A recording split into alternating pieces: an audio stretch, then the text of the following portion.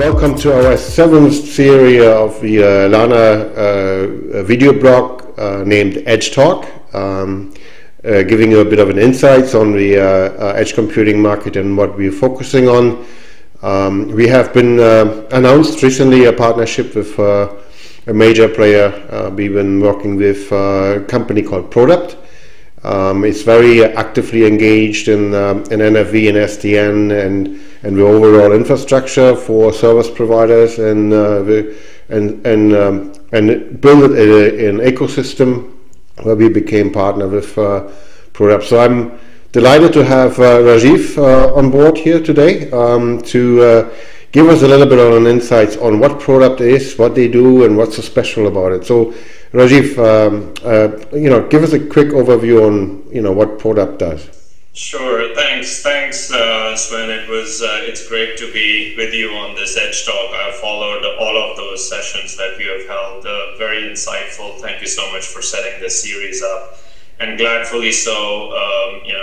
Happy to be here. Rajiv Papneja, just an introduction. I head the global network services team at Prodapt. So Prodapt is, a singularly focused system integrator organization, and we have been in business for quite some time, over 10 years.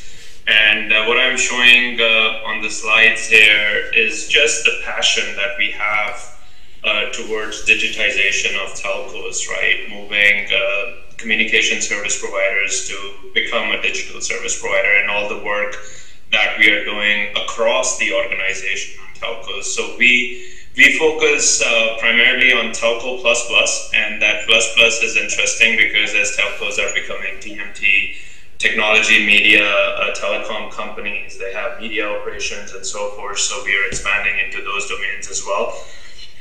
We are part of a very large tower group based out of India. It's a $2 billion revenue of the group and about 16,500 employees. Prodapt is the digital arm.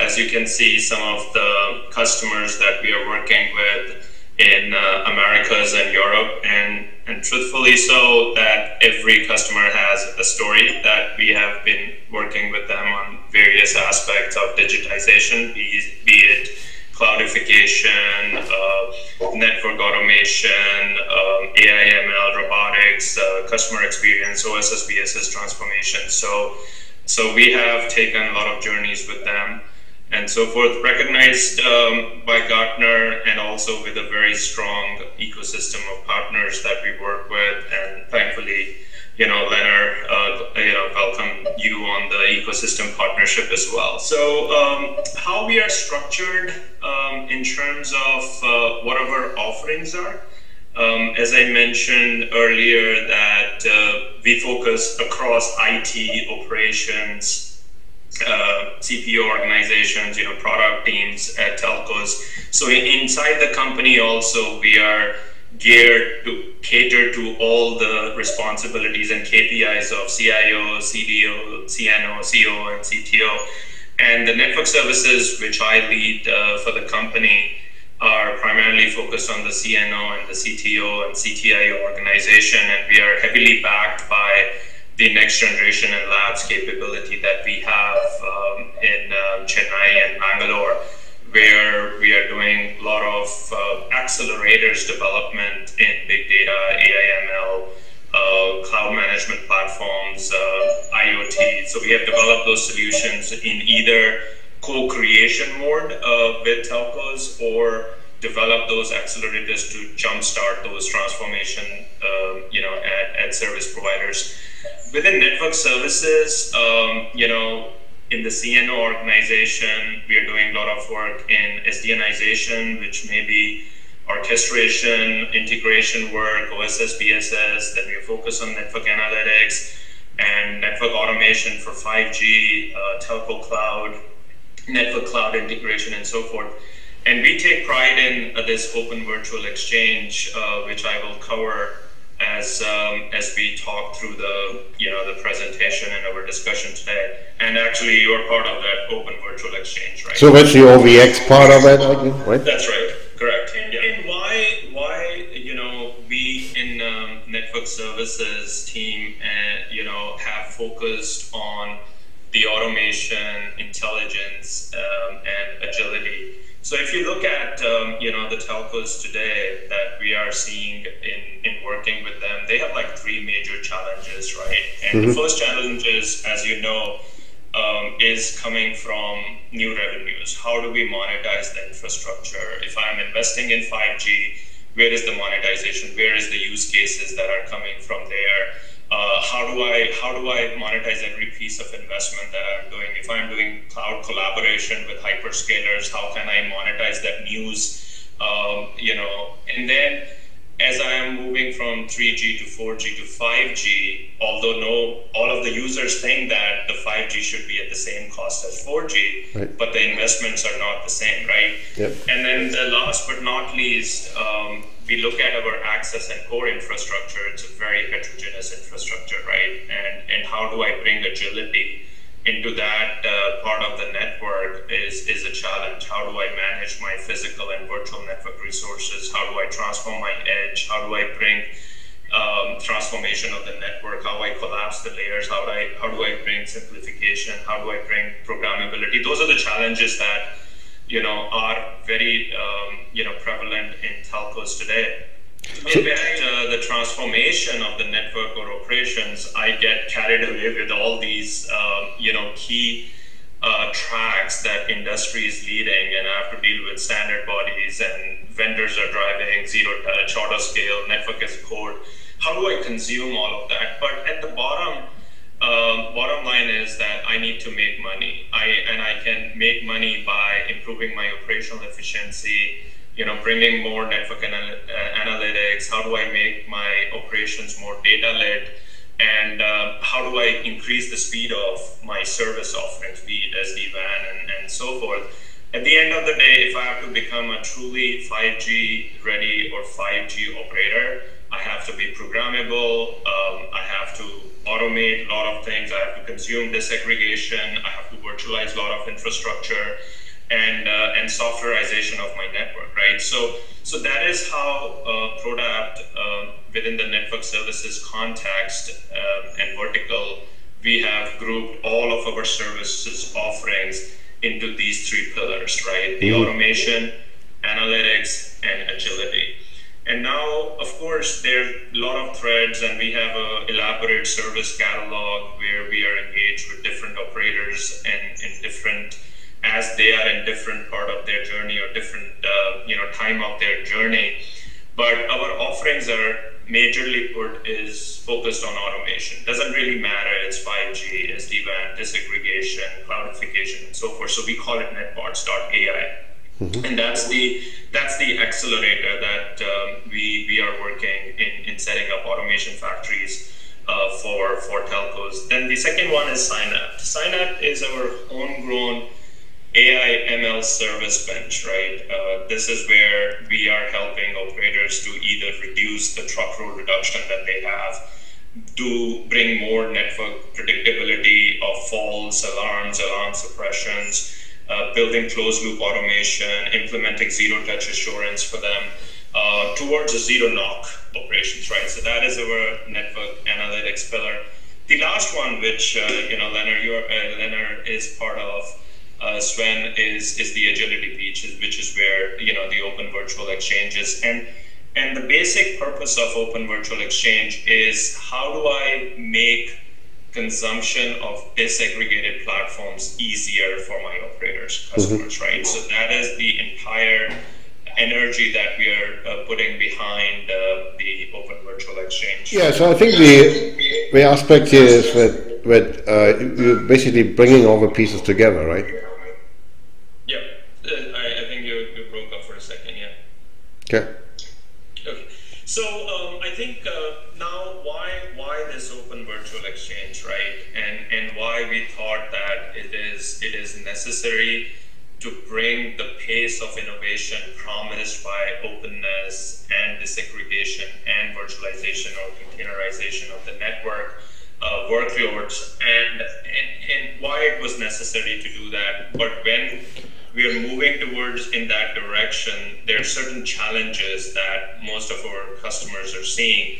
And I just put it in a 10 commandments, as per se, right? Or 10 dimensions of complexity, which is, I have to manage my transport, if I'm talking within the context of SD-WAN, off-net, on-net, right? A network-based SD-WAN versus an over-the-top SD-WAN. There is a good amount of iffiness to the standards, correct?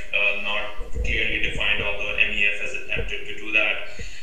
But there are still vendors that are trying to differentiate themselves on, one versus the other. You're talking about SASE now, Zero Trust SD-WAN, SD-WAN. So there are still the customers and telcos have to agree on those definitions of, SD-WAN or edge delivered services. Integration, big challenge, right?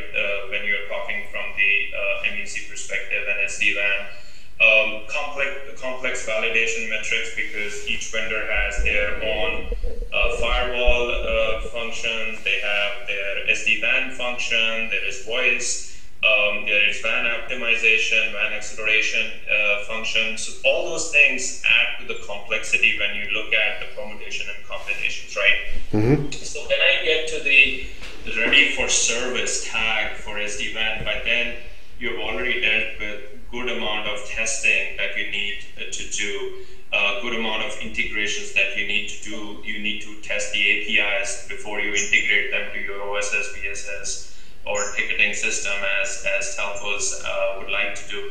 So those are the 10 challenges that we come in to help customers. And now I would not say that all customers have all these challenges, but we are focused on these.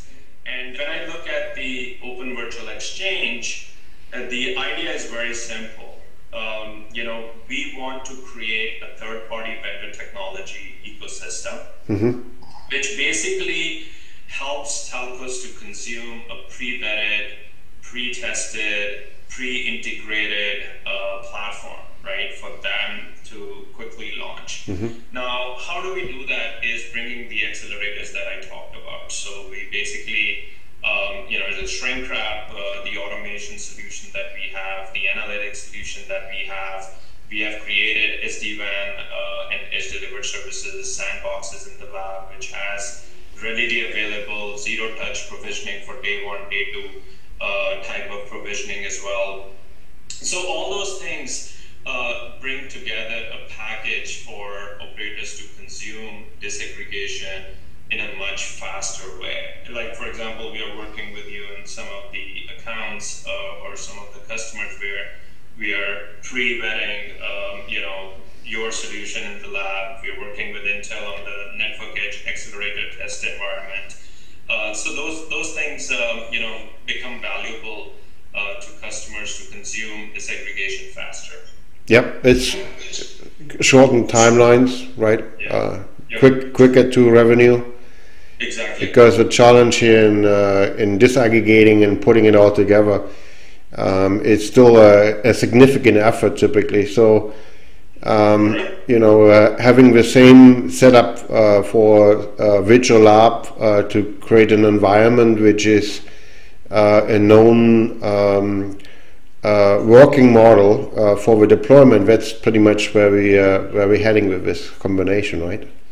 Exactly right. No, I think that's absolutely correct. And if you look at under the hood, basically what we have done is created an assembly line for consuming disaggregation faster, right? So we have homegrown suites, we have homegrown accelerators, our net DevOps CI/CD pipeline that we have developed.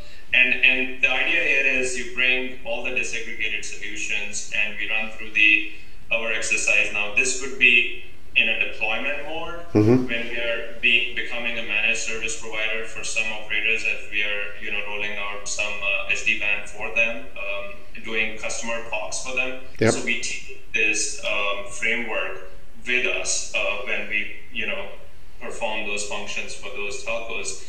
And the other thing is that, and I use the word shrink wrap, which is where we bring the disaggregated best of breed stack together to make a black box type of feeling, right? Which we take northbound and southbound integrations. We bring the automations around it, the multi-layer automation that helps for faster deployment, technology lab as a service, eyes on the net, which is where we're doing the monitoring from our service desks that we have for tier 1 to tier 4 support that we can provide. We work with vendors on building end-to-end tested solutions for operators.